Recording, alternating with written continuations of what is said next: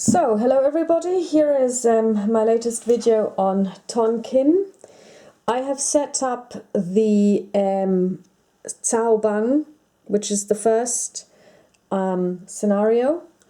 It starts in October 1950, and I'm not going to do a full playthrough on the camera for this one, but what I want to do is I want to point out a couple of things with regard to winning conditions and victory points and rules that I didn't point out in the Nasan scenario simply because they didn't play any role in the Nasan scenario. So basically what you see here is a very spread out setup going from the north west to the southwest, panning to the east, going north, and you can see the French forces are very spread out, and a lot of them are entrenched.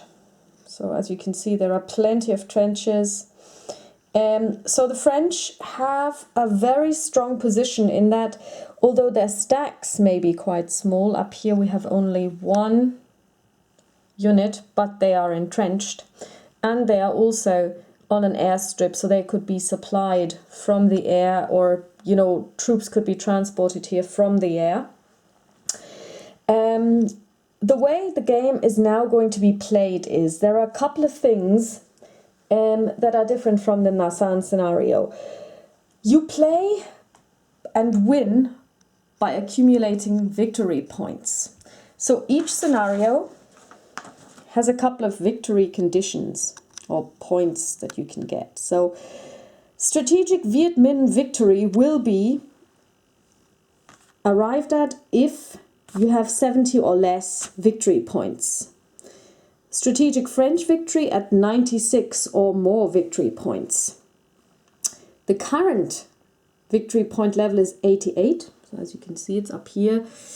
The way the victory points are counted is a bit strange. You basically say, okay, 10 times 80, that's where you put the 10 marker, and then 1 times 8, that's where you put it, 88. I mean, I'm probably going to do this differently later on because I find this way of counting very awkward.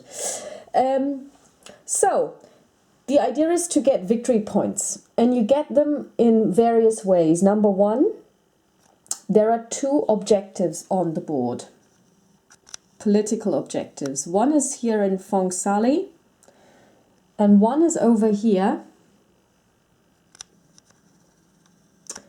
in Lang Son. Now the way this works is the French player has to get both political objectives if he can, and then he needs to see which one of them is the rumor and which one of them is the real one. If by the end of the game you have the real one in a hex that you occupy, you get +5. If you don't, then you don't get the +5, so they're deducted.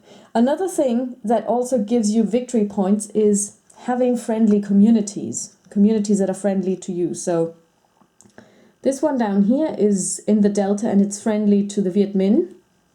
If you as the French player get this and occupy it, you would get victory points for it.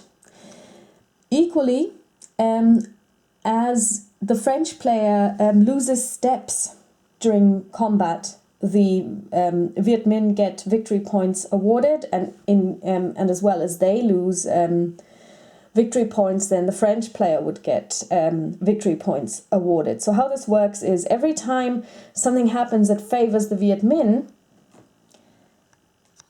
you deduct victory points, and every time you get something that favors the French player, you add them. So at the end of the day, you just look at it's not victory points per group, so the French have X and the Viet Minh have Y victory points, but you have just one number at the end, and then you compare it to this chart here. So that's very different from SGBOH, where each person has to get to a certain level of route points or victory points, and once you have reached this, then the game ends. At the end of the last turn, the game ends, and then you do the calculation. So that's the difference, really.